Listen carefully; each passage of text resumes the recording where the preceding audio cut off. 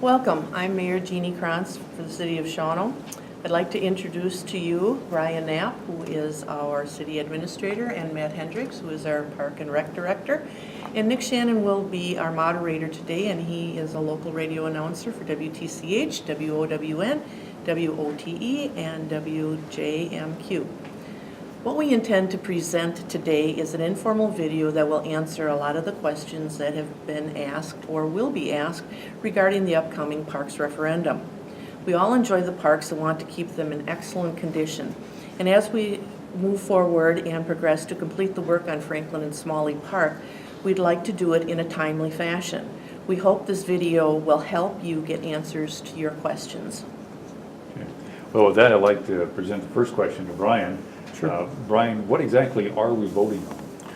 What we're voting on is an advisory referendum question as to whether or not the citizens of Shawano are willing to spend $1.8 million and some change to have these two parks, Franklin Park and Smalley Park, along with the splash pad, constructed and completed in their entirety in the next year and a half or 2 years at a cost to taxpayers of about $25 per 100,000 value. The goal is to get them done quickly so that they can be appreciated by the community quickly. And we want to know if the community is willing to spend that kind of money and see their taxes increase by approximately $25 for that $100,000 value now, as opposed to over time. Would this replace the wading pool? This would replace the wading pool, yes. Matt, this one I guess would be for you. Why are we proposing this? The city uses different plans, redevelopment plans that Eddie uses at Public Works. In Parks and Recreation, we use an outdoor rec plan, and that's usually a 5-year document that's based upon the input of the citizens, but also looking at NRPA standards and kind of what we know are best practices in the field of park and recreation. We create multiple layers, and then we try and bring into our park system what the people want. And so this was most recently done in 2014, so we've been utilizing that 5-year plan since then. And in that, there's approximately 300 people that were interviewed or filled out surveys, and some Avner gave a response. And these two projects, being the Franklin Park project and the Smalley Park project, came to the top priority. They were things that people wanted to see added to the community for a couple of reasons. Franklin Park is a very unique situation in the fact that it's only half a block or block off of our downtown. Many times when you're developing parks, it's on the fringes of the community. It's as a part of a new subdivision, or it's kind of out in the cornfield that will soon become the neighborhood. This is in the heart. This is in the heart of our city. It's in the heart of a residential neighborhood, and so ultimately the basis of it is people want to see it become more than just an open space, just a green field. There's components we can include there that will bring a positive benefit to our community. Can you explain in more detail what specifically would be completed? Sure. So as we've been talking, 3 very separate projects. The splash pad itself, if people haven't been to one, it's usually a concrete form at grade, at level, with different water jets and things that come flying up, buckets of water that kids can run through. It's more simply described as a playground with water feature. Playground with water. So you're going to wear your swimsuit to it, you're going to run around in the warm summer days. The piece there, it will again happen at Memorial Park. It'll replace the wading pool. This component will be, it'll be nicer. Right now the wading pool really only serves those that are 6 years old and under because of it being a small space. This could be used by infants to toddlers to their grandparents that are bringing them down as caregivers. They can all kind of enjoy the space. And so that'll be unique. It will add to our infrastructure. It will add to what we can actually offer. At Smalley Park, we're looking at a lot of water access. The beautiful Wolf River. We've been fortunate to work with the Ski Sharks over the last year to help bring the amphitheater and kind of stage area, not only to improve the facilities for them, but for anyone else who wants to use it, but also creating separation between them and the beachgoers. We brought the city beach back, and last summer was kind of the first summer we've had it back in full perpetuity, and allowing the public to utilize that space more while also keeping those with vested interests in mind. The park itself has one of the the older park shelters or park pavilions. In fact, a lot of it's not even being used just because it's older and it's seen its life. So we replaced it with a structure that's very similar to something at Huckleberry Harbor or Memorial Park or Ebeline. Fairly simplistic, but very usable and very functional. Consisting of storage facilities, men's and women's restrooms open to the public, usually a picnic shelter area that can be rented for family get-togethers, birthday parties. This structure at the Smalley Park would most likely have some external showers and things for the beach goers, some additional storage, and pieces of that site. The site would then be connected, the beach and the ADA fishing piers and canoe and kayak launch of the buildings would all be connected via ADA walking trails. One of the challenges of that site is it's fairly steep coming from the top, but now that we have access up to the 3rd Street, we have some real gentle avenues so those with any sort of physical impairment can still get out there and can still enjoy the water, whether that's sitting on a bench watching the ski shark show or whether that's taking a dip in the river. At Franklin Park, we're trying to fill unique niches. Brian had shared that we have a lot of very strong Eberline, Memorial, Marksky Park, very sports-oriented athletic complexes, which are very nice and bring people in as well. The niches we're filling here are maybe slightly different. The niche at Franklin Park is maybe more of a cultural feel to it. The stage area would have a stage at which a music performance can take place, movies in the park, if people have been to any communities that have those, any sort of presentations could occur from that stage area. Would also then have bathrooms in it, just like our other parks systems, some storage for groups that need to use it or rent it, a park pavilion, picnic tables and things where passers can enjoy a lunch. The other components of the park include an at-grade water fountain, which would be at the north end of the park. Much of the feedback was we're the city on the wolf, how we bring a water feature to our park system, and so that's something that would be enjoyed by someone sitting on a bench or seeing birds fly through, or even a child running through the water on a hot summer day. It does allow for some space at the south end of the park for a playground, although that is not in this particular plan. The commission and council and staff all feel that we've been addressing our playgrounds very aggressively through other means, so we prefer to kind of reinvest those resources into something maybe we don't have at this point in time. Again, just like Smalley Park, the park would be connected via ADA trail, whether it be a blacktop or a concrete surface, so someone could easily move around the park. One of the main components, or what brings all this together, is really the infrastructure, and that's the infrastructure, whether it be water, sewer, electrical, and buildings, to be able to host community events, to be able to have a site where a nonprofit could come in and have a large event that brings 300, 400, 500, 1,000, 2,000 people to our community. And so things like parking stalls, which currently don't exist out there, parking, electrical and stuff will be included as well. Okay. Mayor, we'll ask you this one. When would these park facilities be available for public use? Well, the referendum will occur in April, and depending on what the position of the community is, they'll be taken to the Common Council to take action in May. Much of the remainder of the 2017 we would use to finalize plans for each of the components that Matt was just talking about. We would anticipate bidding the projects out over the winter of 2018, and some of the projects will be in place and usable by the public by 2018 in the summer. Our intention is to have all the components open to the public within 2 years. Okay. Matt, this might be a question for you. Why are completing these park projects necessary? We want to improve the quality of life for people that live here. We want to improve our appeal to people who don't live here, that maybe are looking for places to move or to visit. And we know through parks, often parks can be seen as icing on the cake, or it's not as important as keeping the pothole out of the street or keeping a police officer on the road. And I wouldn't disagree or agree with that at this point. But what we do know is that there is substantial evidence that parks have a tremendous impact to our quality of life and to our community, and we're seeing it more and more. There's a few key points that we know to be true. We know that property values of homes are positively affected. So home A and home B, which are the same square footage and the same design and whatnot, home A is closer to a park, it's going to be worth more.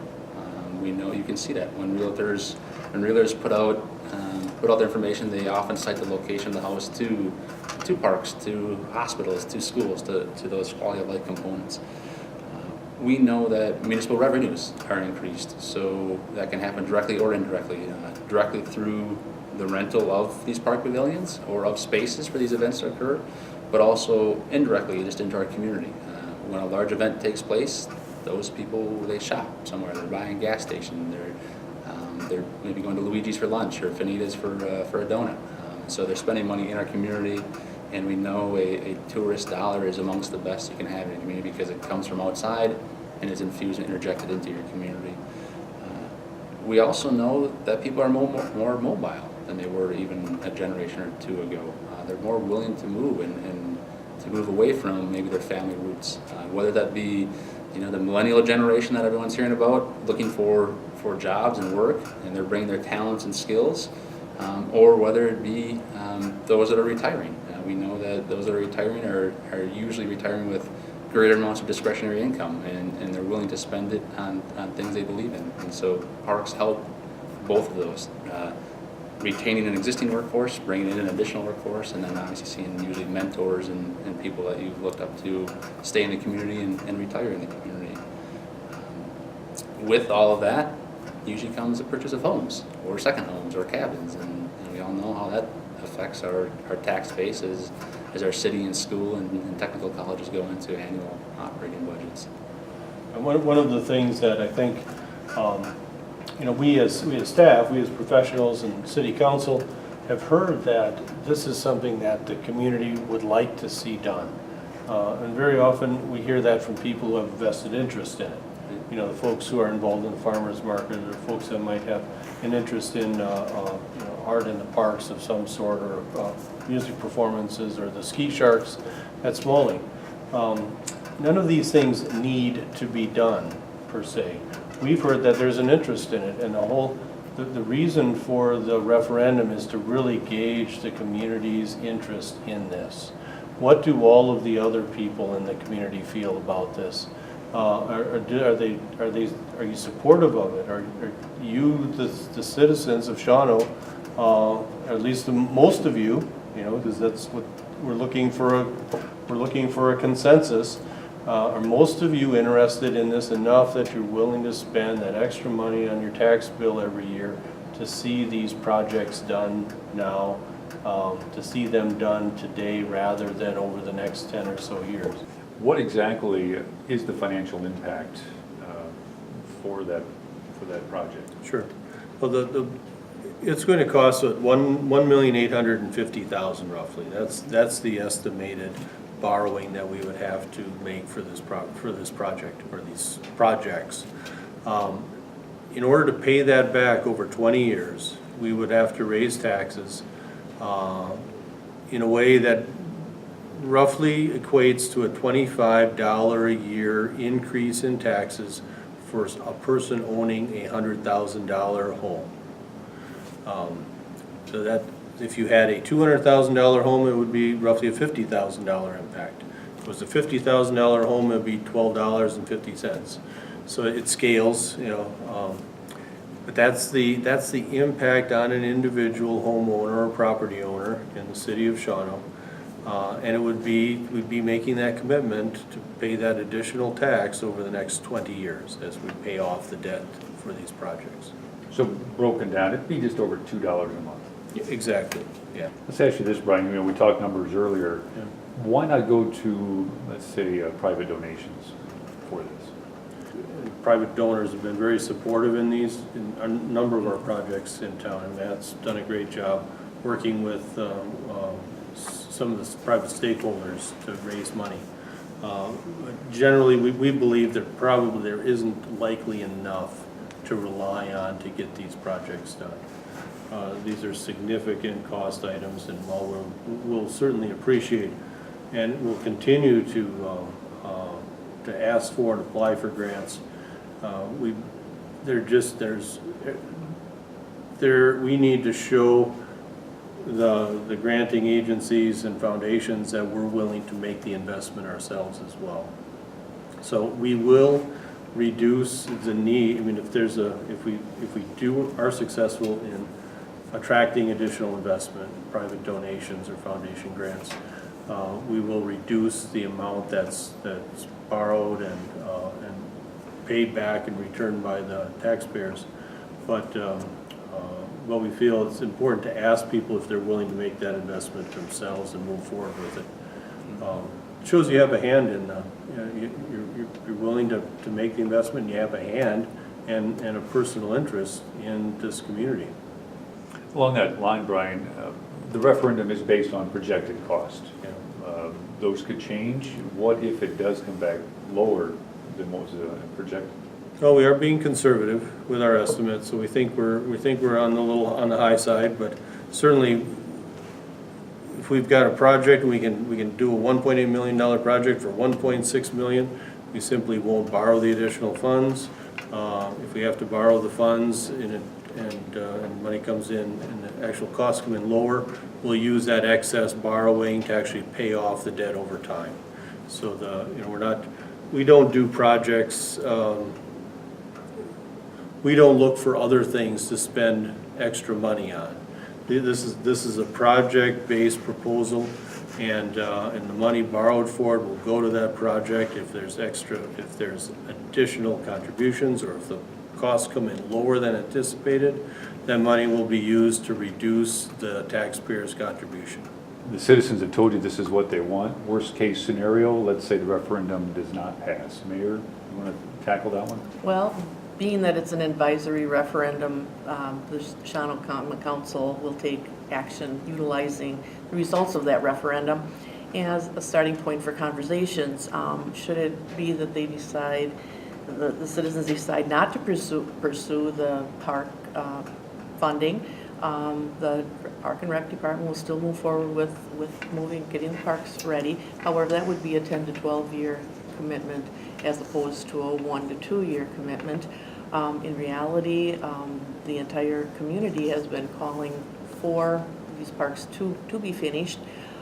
We'd like to see positive additions made to our park systems. We want to know if people are willing to pay, on the average, $2.08 per month for 20 years to see the projects happen in the next year or two, which is what I feel that we need to ask and let the people know what it would cost them.